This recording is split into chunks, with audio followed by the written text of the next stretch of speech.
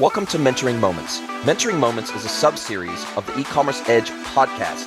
It is composed of clips taken from Jason's one-to-one and group mentorship sessions.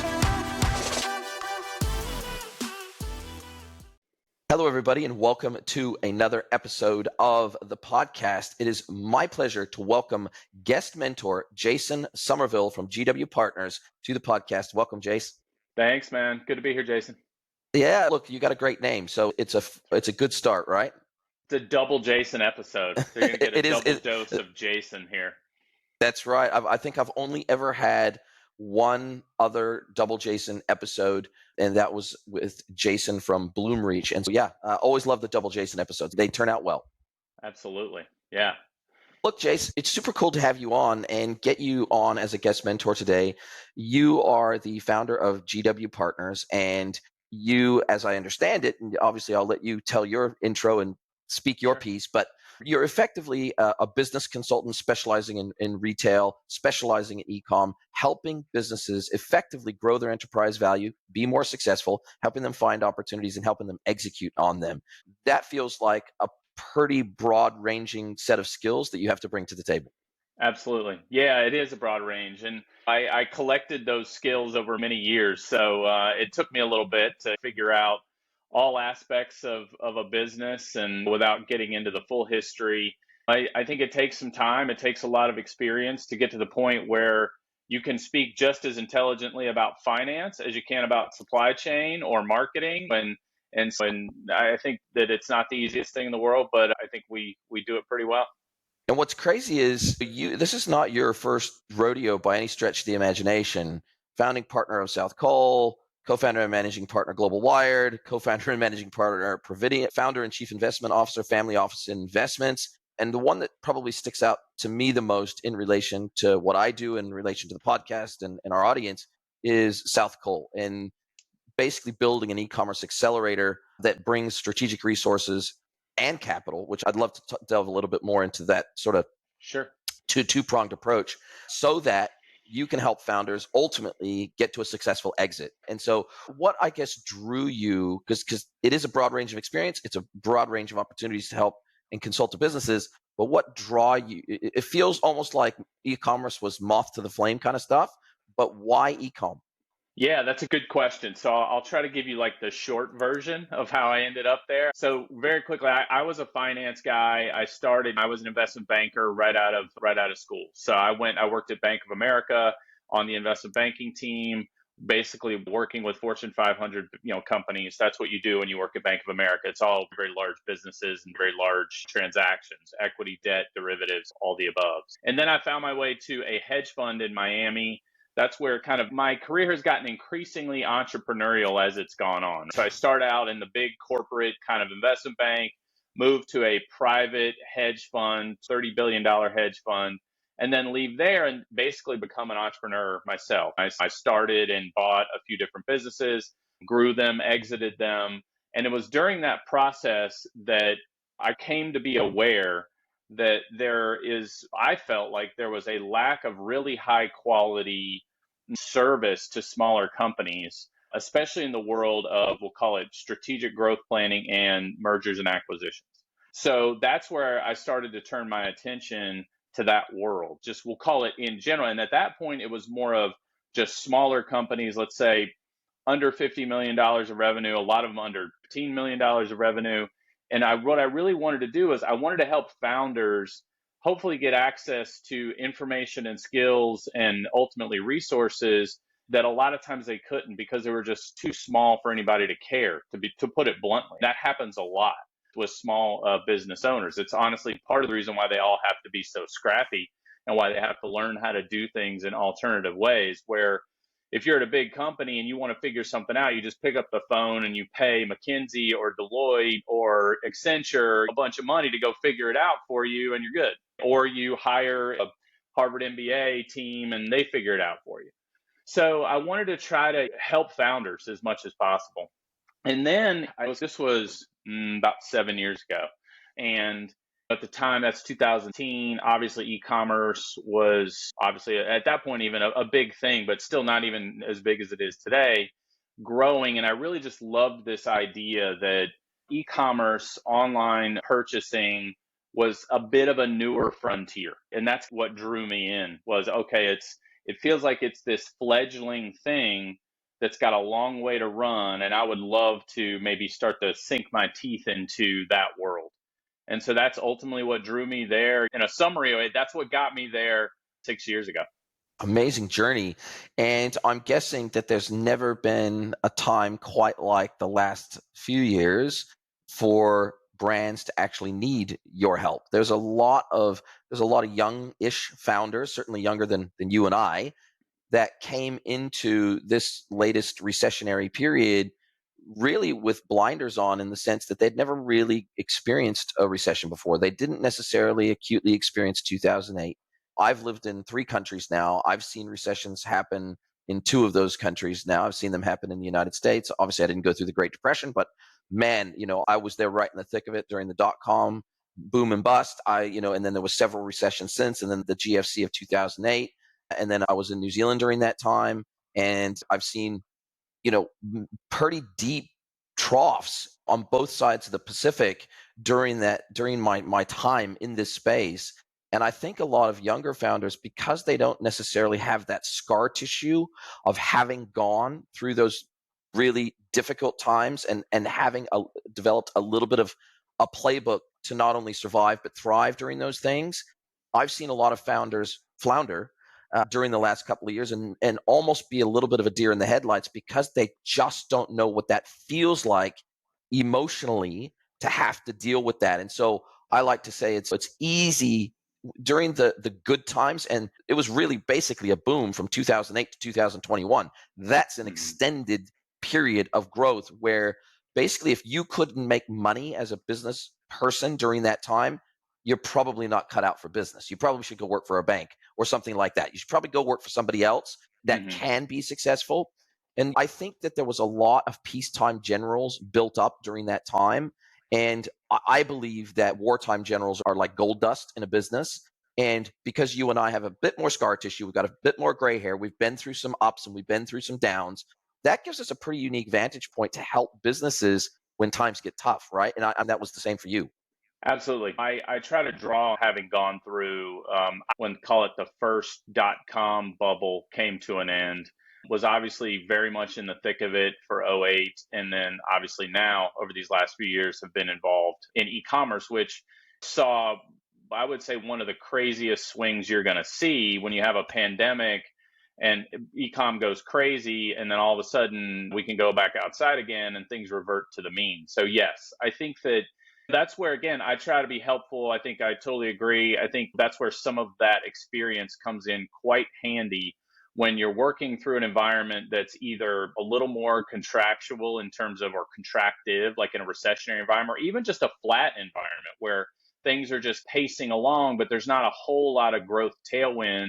So that's where you have to really execute as a business owner and really outsmart your competition. You're not going to get a lot of help from the general market. You're going to have to do a lot of the work yourself. And that's a different kind of mode for people to be in than really riding a tailwind, doing some good stuff, but a lot of the tailwind doing a lot of the work for you.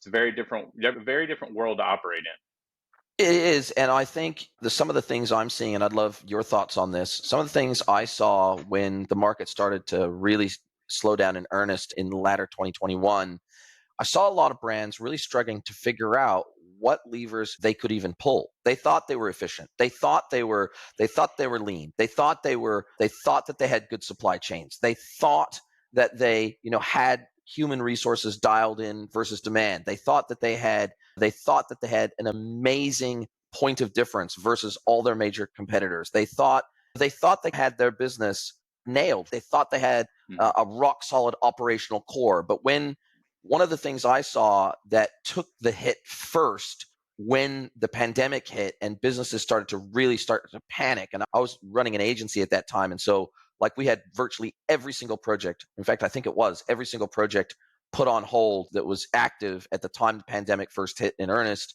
Every single brand put every project on hold. They said, we don't know what's coming. We need to batten down the hatches. We need to give ourselves more runway. And I think even down to the point where people that were peacetime generals up to that point, they didn't even realize how important something as simple as a cash buffer, operational cash buffer that could get them through, say, a 6-month period of very depressed revenue. They didn't even know what that looked like. They never needed to do that before. But what I found is that operations and logistics was a serious weak point for these brands, primarily in the way that they generally didn't dual source for a start off. They would single source almost everything in their catalog, and that was a major problem. Then secondarily, we found that logistically, even very strong e-commerce brands were not set up to go from, say, 20% of their omni-channel revenue to come from online and 80% of their revenue, say, for example, to come from a store state or other channels. And literally, it got flipped overnight to where 90% of the revenue now was coming from online or more. And they just did not have the operational or logistical capacity to all of a sudden say, okay, our supply chain, now we're going to be doing everything via e-com channel. That they just were not ready for that swing. No, they weren't. And I think a lot of them, it was too late, right? I think the companies, obviously, that suffered the most during that time were the ones who were least prepared for such a shift. And the ones that were most prepared were the winners. But what's been interesting to see in the aftermath of that, and the way that a lot of attitudes have shifted now is speaking purely of consumer, for example, but you can apply this, I think, in a lot of other places, is the idea that everything is omni-channel always. So essentially, you need to be good everywhere. You can't just be good in one place or another. You have to be good everywhere. And you have to really understand how your business can shift and move as, let's say, in this case, we're talking purely about channel, but as channel shifts and moves. And I think that the most successful businesses right now, and I think going forward, are going to be those things all play well in harmony, right? It's like an orchestra playing a beautiful piece of music. And all of those parts, including, of course, the supply chain and logistics part, have to run properly to support your entire channel strategy, but not only as it is now, but how it might shift in the future. Is it nimble? Does it build, in some cases, redundancies, in other cases, efficiencies, right?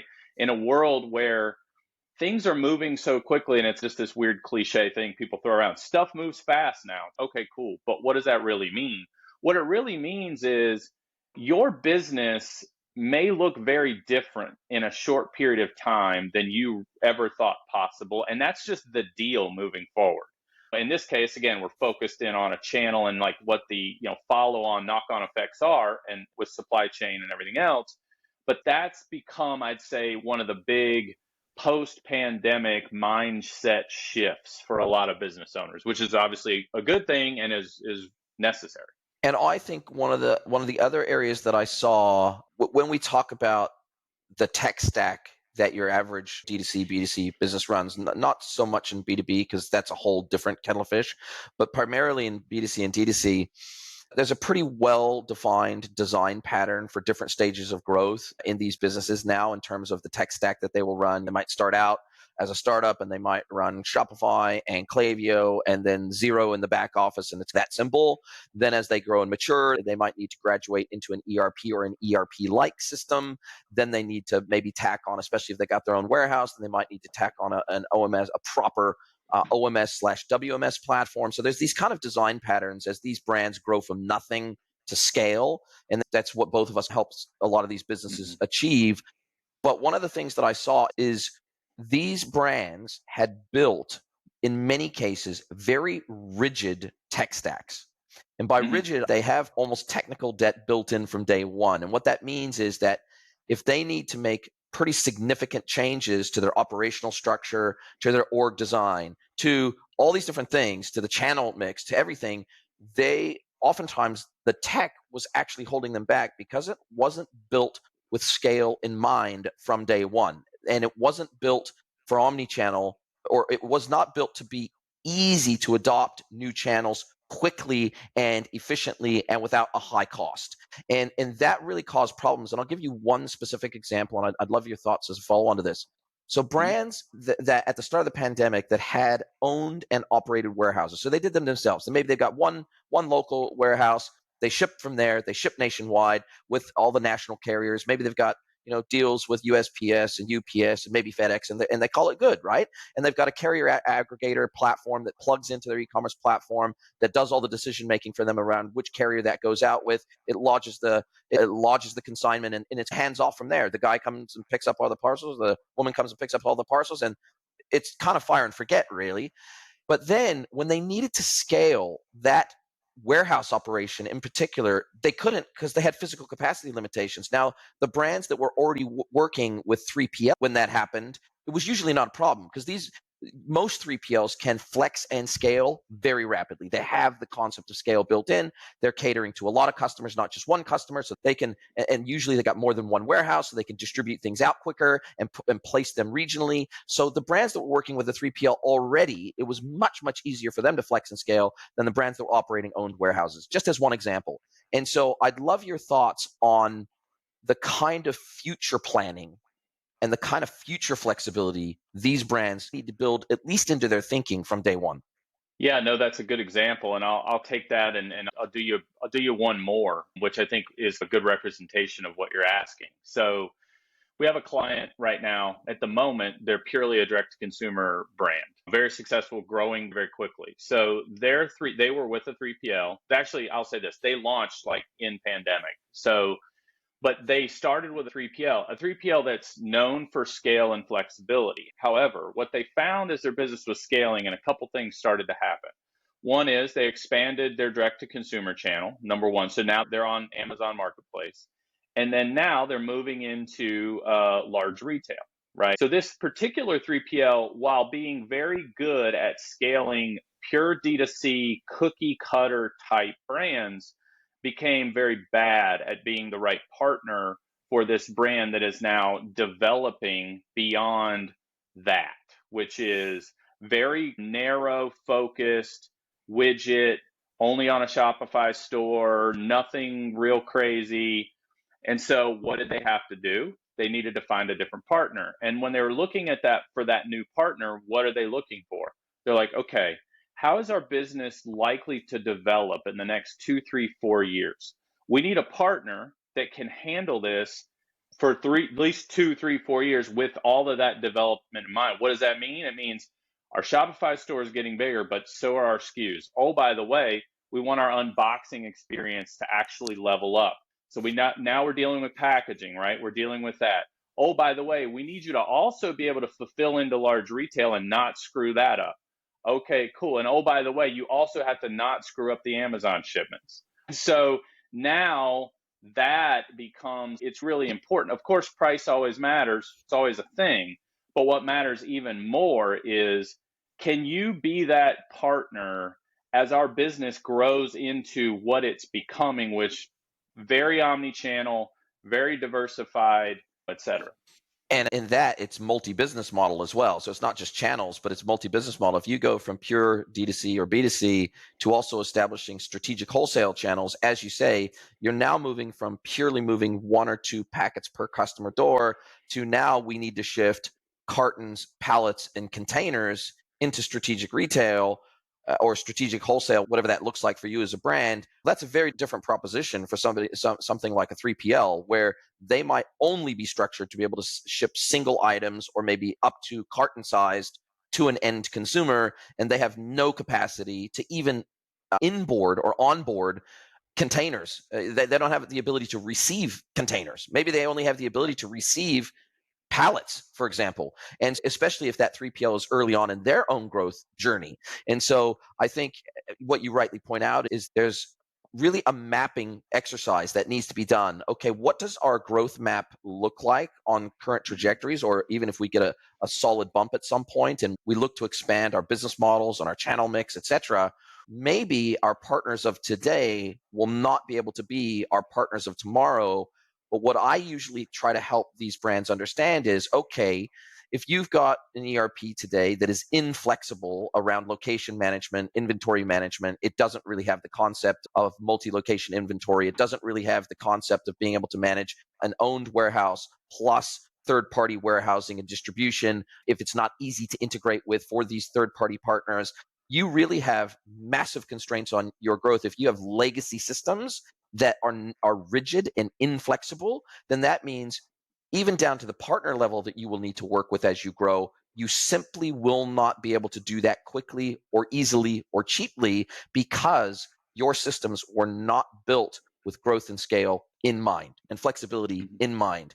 And so when I go in to help a brand architect a new solution, a new stack, a new component of the stack, whatever it might be, I'm always trying to help them understand when we start thinking through the lens of infiniscale, right? So instead of saying, okay, we're going to change this system 3 times over the next decade, no, let's put into place, and it usually means we're moving from on-prem legacy platforms, usually to SaaS platforms, which have infiniscale in mind, and we're all connected via APIs instead, which gives us a lot more growth flexibility built in.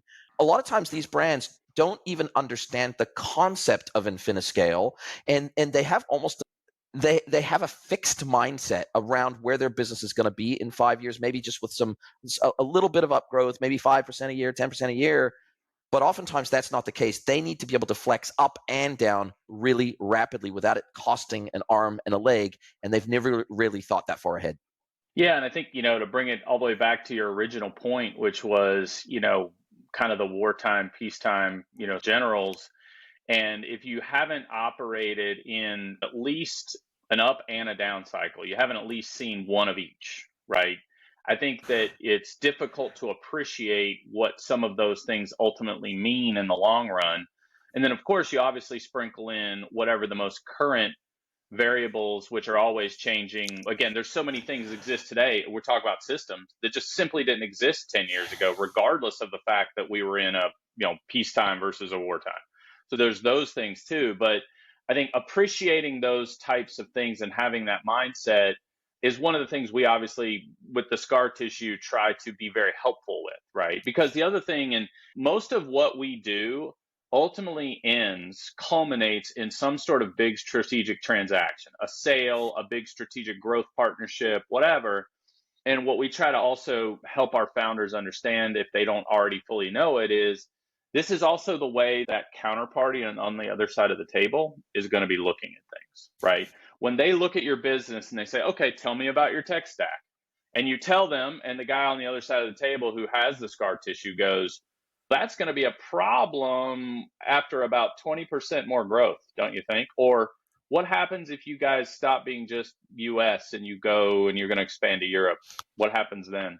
And then they see these roadblocks, and every roadblock becomes either a risk or a big capital expense or a something, which then makes that opportunity weaker, right, from the other side of the table. And you don't want that. You want your opportunity to be as strong as it can be, so that ultimate culminate transaction is as positive for you as it can be.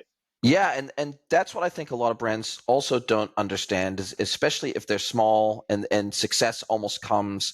I don't want to say the term luck, because I don't really believe that there's luck, but they've set themselves up for the chance to win.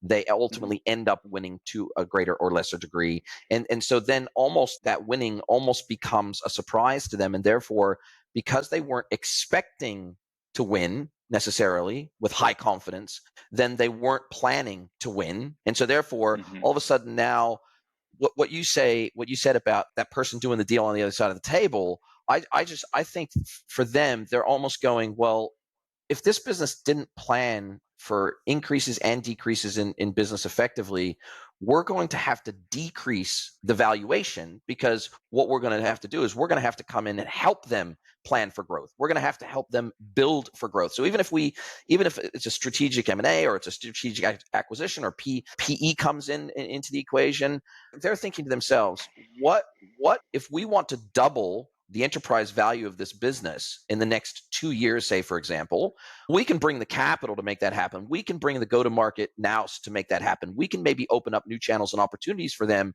but there has to be a commensurate ability to digest that extra business on the back end. And to your point, I think internationalization in particular is something that I see as uniquely weak in American brands. And I say that with huge amounts of respect, because in New Zealand or Australia or Mexico or almost any other, and particularly European brands, They have the concept that we will not be able to operate in our domestic market forever if we want to truly have growth opportunities. There's a lot of American companies that they never need to do internationalization because there's so much opportunity in their homeland. They don't really ever have to think about going international. But almost everyone else in the world by default thinks internationally because their home market just isn't, it's just not big enough to support their growth aspirations. And so they're thinking about internationalization almost from day one. And I think that's a missed opportunity for many American businesses because they could significantly de-risk their business because it's very rare when yes, it's true. The saying is true that when America gets a sniffle, the world gets a cold sort of thing.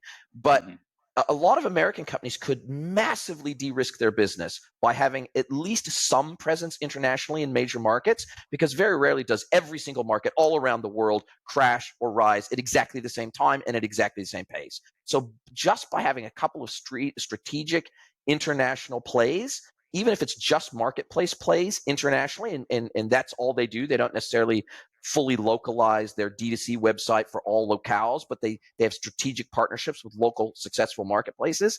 I think American brands are missing an opportunity here. What's your thought on that? I think a lot of them are. I think and how much that matters, I think, is situation specific, to be frank. I think that, like in any scenario, in any kind of decision tree, you're going to have a priority hierarchy.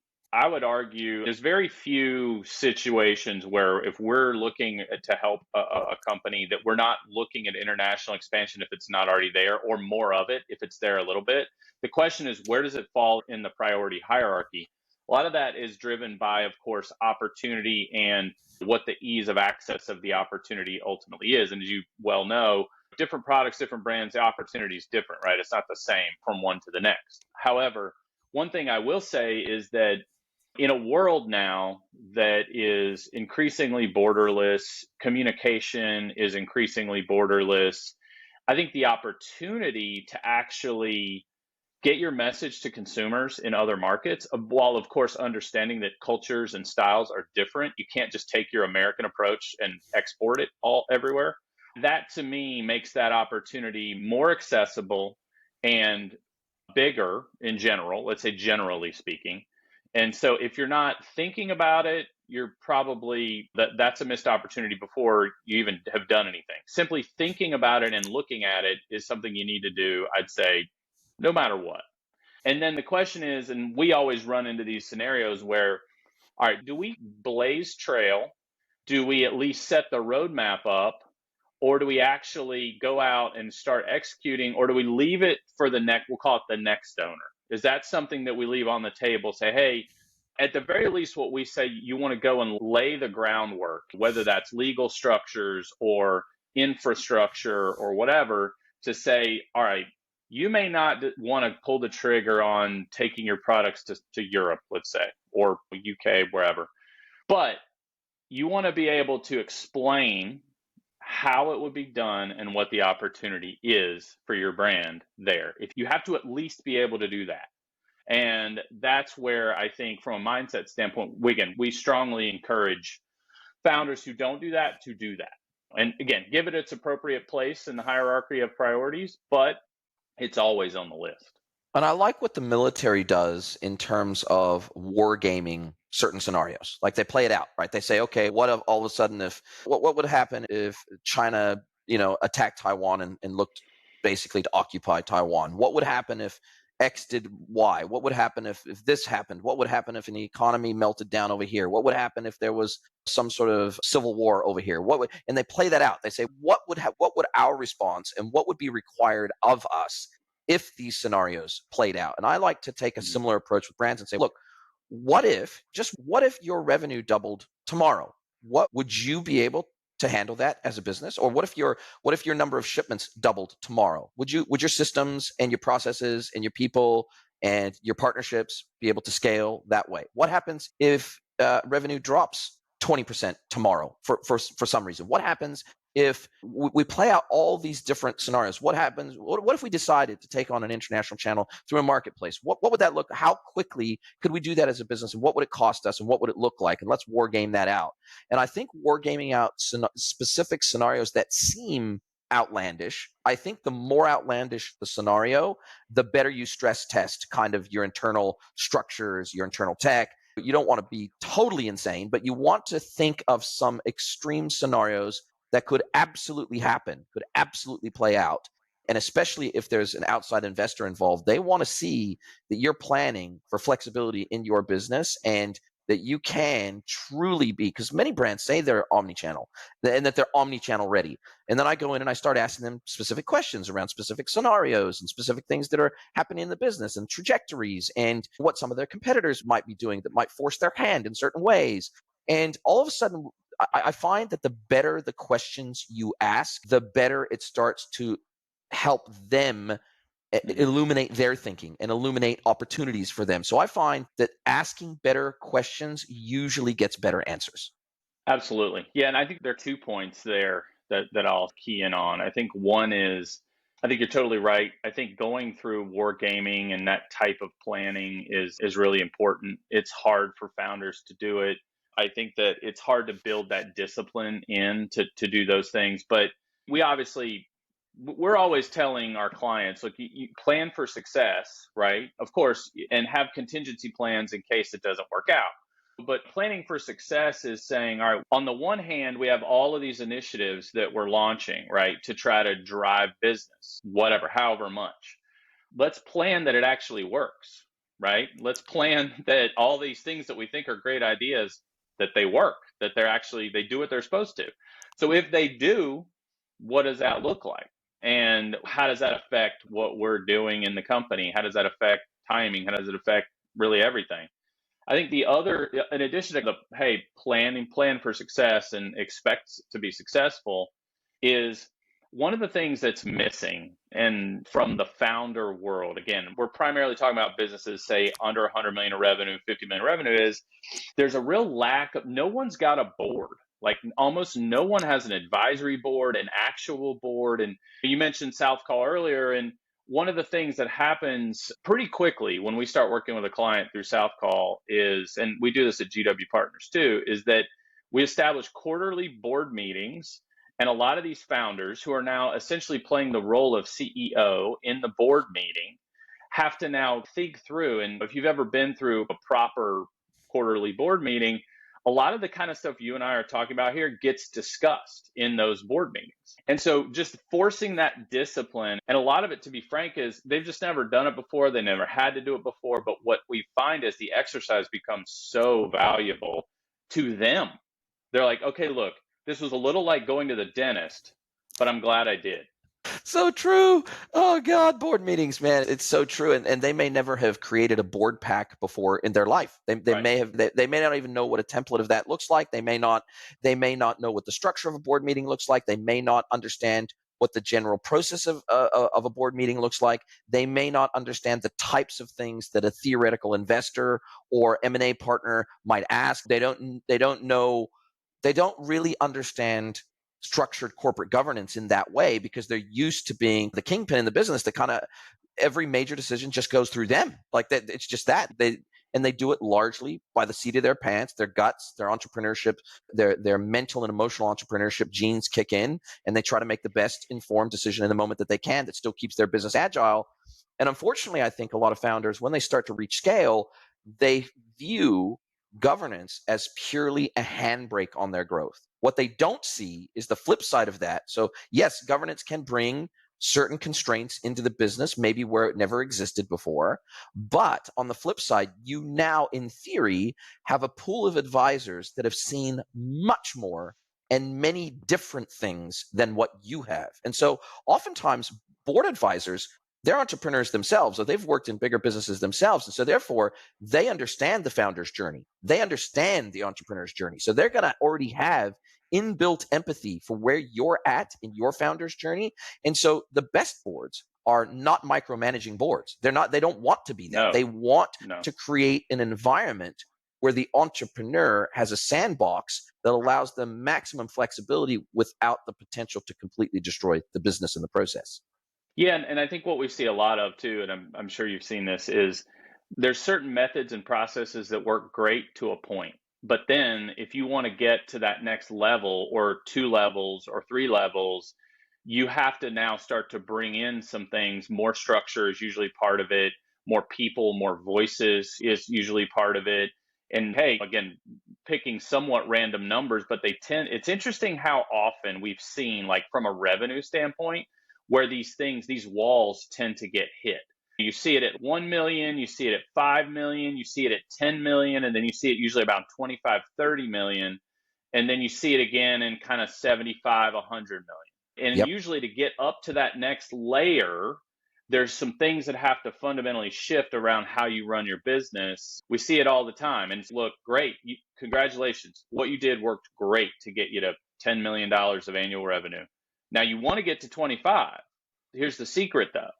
You can't just do it the way you've always done and go from 10 to 25. And usually if they're working with us, they're finding that, hey, I'm looking for some assistance here. And because I feel like I'm realizing, putting myself in that founder seat, like I'm realizing it that I need to probably shift how my organization is structured and operates. But I'd love to actually work with people who have seen it and done it and know what to do.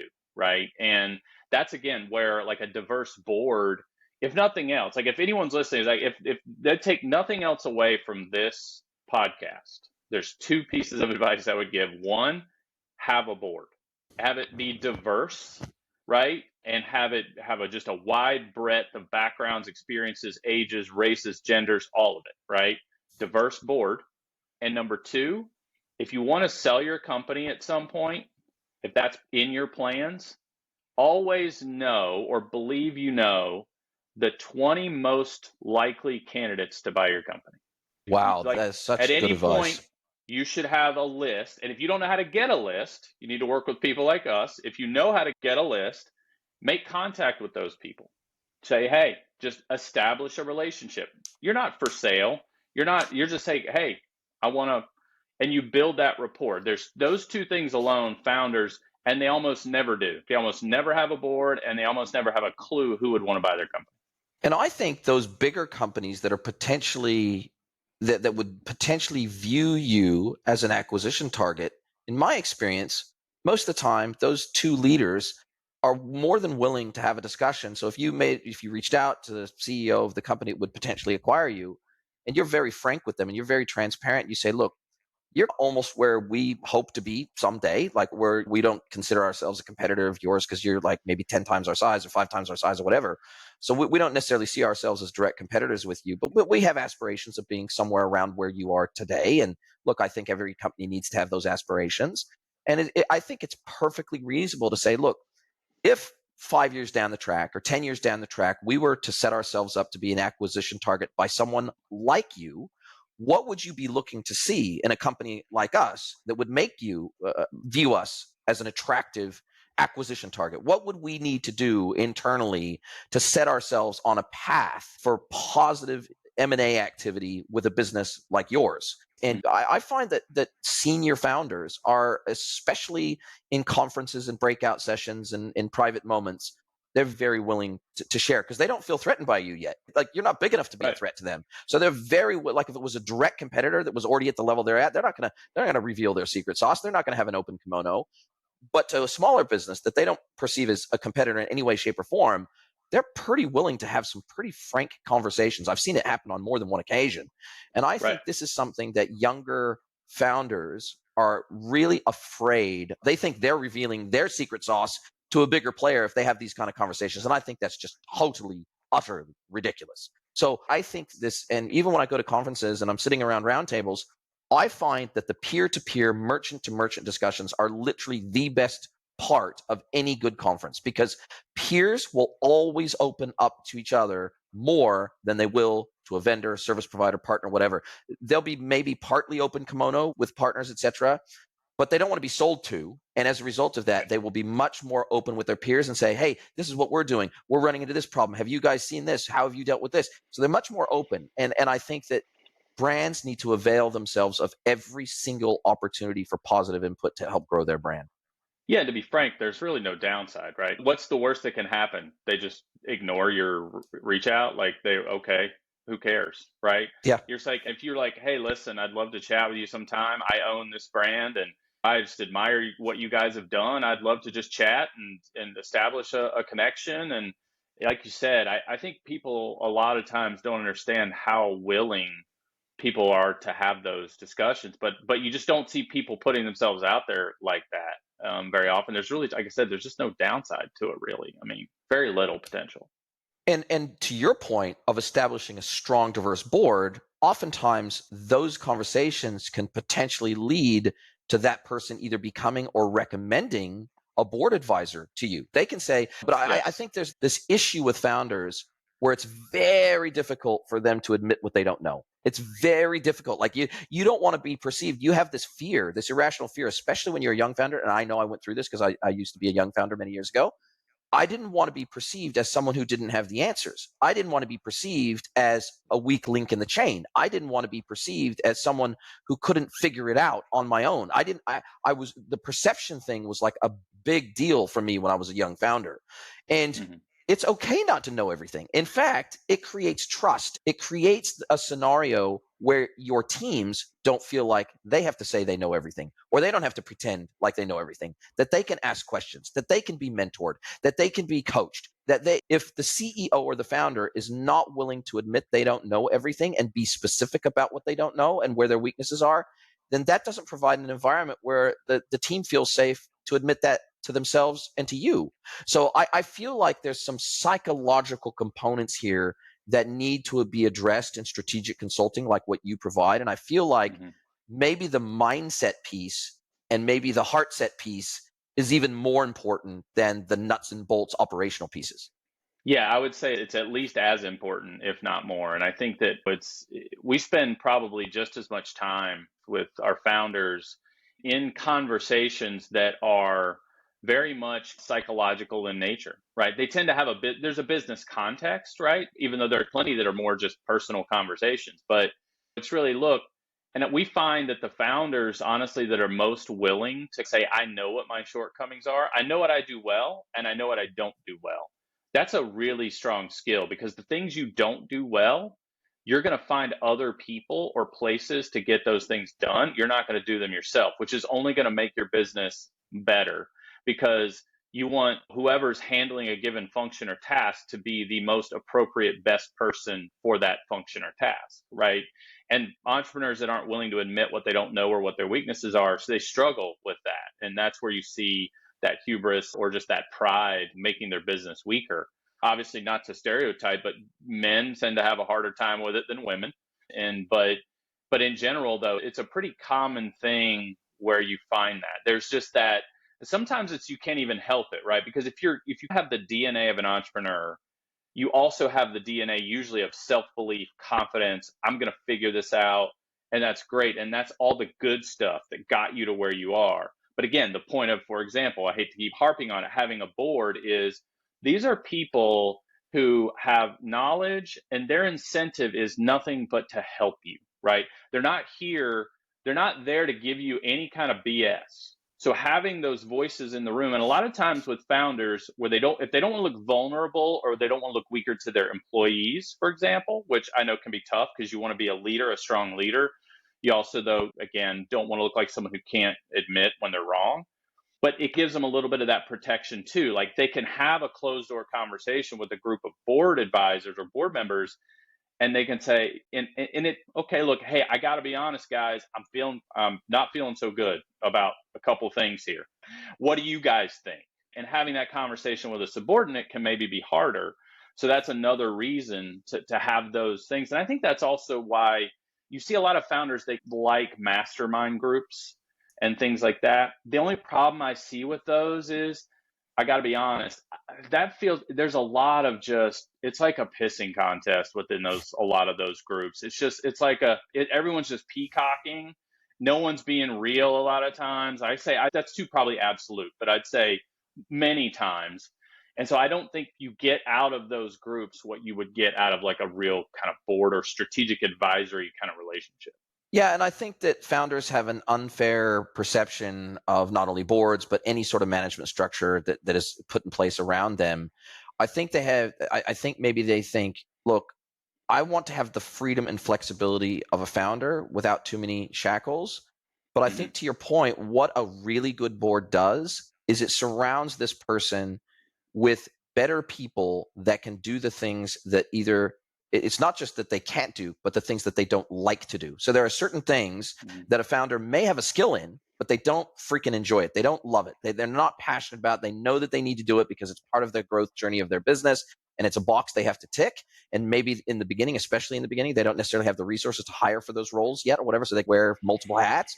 But as they scale, that then provides the resources to backfill them in the areas that they just don't like, that they'd rather focus on these 2 or 3 things that they are super passionate about, and maybe it's their greatest strengths. And I find that a good board, will help you as a founder or as a leader or as a CEO to be able to go all in on your strengths and backfill your weaknesses where you think, geez, if money was no object. And I love when boards go through these thought exercises with founders and leaders, is they say, look, if money was not an issue and you had unlimited funding, what roles and tasks and things would you be engaged in this business if money was no object, if we could find all the resources in terms of people that would be a perfect fit to do all the things you don't like to do, what would that look like? Right? And even if we can't do that today, let's roadmap a way for you to get there within the next 2, 3, 4 years. Let's at least play this out and see what that would look like. And so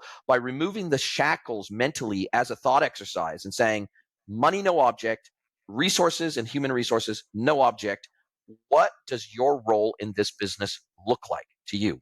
And then let's roadmap a way to make that happen, because we want our leaders, we want our founders to be doing their best work where they're most productive, most passionate, most driven, willing to do 20-hour days. We don't want them distracted from that passion by crap that they don't like doing, even if they're skilled at doing it.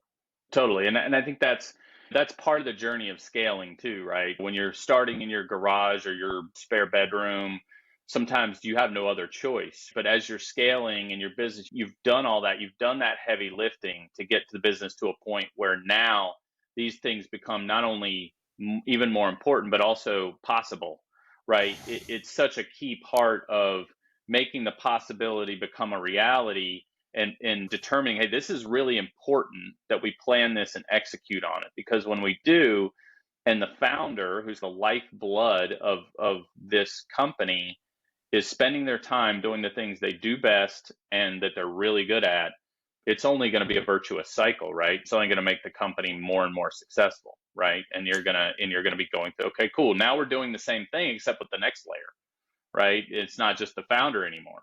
It's that jack of all trades supply chain guy or whatever now needs, like, okay, it's him or her doing the things they're really good at, and let's get 2 or 3 people assisting them in other areas. And then you just start to layer down the org that way as you scale up. And how often do you run into a situation, because I've seen this too, where entrepreneurs are generally control freaks? They have to be like that. Like they have to take a very strong view of what they're doing. They have to have a very strong opinion on a market. They have to have a very strong opinion generally about what they're capable of and what they can achieve. But as you say, when they scale, one of the hardest things is they realize they might even know that there are certain things that they're doing that they're good at, they're competent at, but they hate. But it's a control, it's a release of control factor, right? We're control freaks. We're wired to be control freaks. We want to be able to control as many of the pieces on the chessboard as we can to stack the deck in our favor to survive and thrive in our business. That's just hardwired into our entrepreneurial DNA. But the flip side of that is we're control freaks, and letting go control, even of things we hate doing, feels scary. It feels wrong. It feels like you're losing control of your business. How do you deal with that? How do you approach that scenario with a founder who really, they've got the resources, they're on the right growth trajectory, and the boss is still doing lots of things they hate, doing some things that they love and they're really good at? How do you help coach them through that process of relinquishing control as they scale? Yeah, it's a good question. I think I'd say the short answer is it depends, right? Because you have so many different flavors of founders, some that are holding on much tighter than others. The ones that are holding on a lot tighter than others, I'd say it's probably a bad analogy for people who do this for a living, but it's like diffusing a bomb, I think. You're basically saying, okay, all right, let's not just go in there and rip all the wires out at once and just make everybody nervous and maybe we accidentally blow ourselves up. Let's go in and let's say, okay, let's take the blue wire. Pretty sure that's not going to do anything bad. That's going to feel good, right? Now let's do the green wire. And then you're saying, hey, and I think, one of the things on our side, I would say, that helps motivate is that we basically try to frame it up in the context of that strategic outcome, that transaction that we're shooting for here at the end. Okay, by the way, if you continue to control everything in the business, it's going to materially harm valuation because there's a lot of risk in the business. There's a lot of obstacles to scaling in the business. If I were to sell the company tomorrow and you pretty much control everything, you have a far less valuable company to the next guy. Trying to paint that picture and say, if we're able to pull you out of these areas and you're not controlling them, there's actually quite a big reward for that when we get to the end of that rainbow. And I think that helps a lot loosen up the grip a little bit. So painting the picture, painting the future picture, Yes. and making it feel achievable if they do these things. That's right. That's funny. And here's a shameless, cheesy plug for GW Partners. There's a reason why if you go to our website, the first thing is you see a picture being painted. Like that's the background. Like it's like a time series kind of a thing. And that's a lot of it, right? A lot of this type of stuff is painting the picture and saying, all right, this is where we want to go. This is how we're going to get there, both from a 10,000 foot and a ground floor level, right? And here's why we want to go where it is we're saying we want to go. Why do we want to go there? Let's have good reasons for why going to that place makes a lot of sense, right? And then how do we get there? And I think that again circles all the way back to the kind of the board comment, the strategic plan. A lot of founders they're just going 100 miles an hour. They're not taking a lot of time to do a ton of strategic planning, right? It's a lot of real-time battlefield, bullets flying, making decisions, etc. Not maybe taking the time to step back and really paint that picture of where do they want to go? Where do they want to go in the next quarter, the next year, the next 2 years?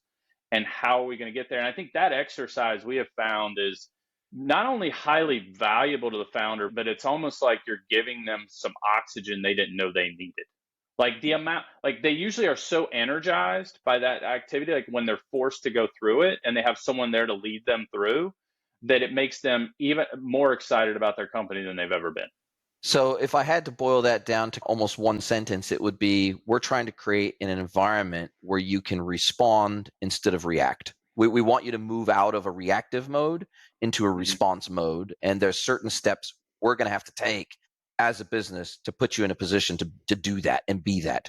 Yeah. Yeah. And I think, look, again, just my honest advice to any founder is you got to take the time for it and you got to surround yourself with people to help you do it. Right. And it's always worth it. To me, it's hard. I know when you're a busy founder and you're cranking and maybe you have a family or maybe you're trying to do a bunch of stuff and taking the time out to do real planning feels like it's like, I just don't even have the time for it. A lot of people feel that way, but it's always worth the time.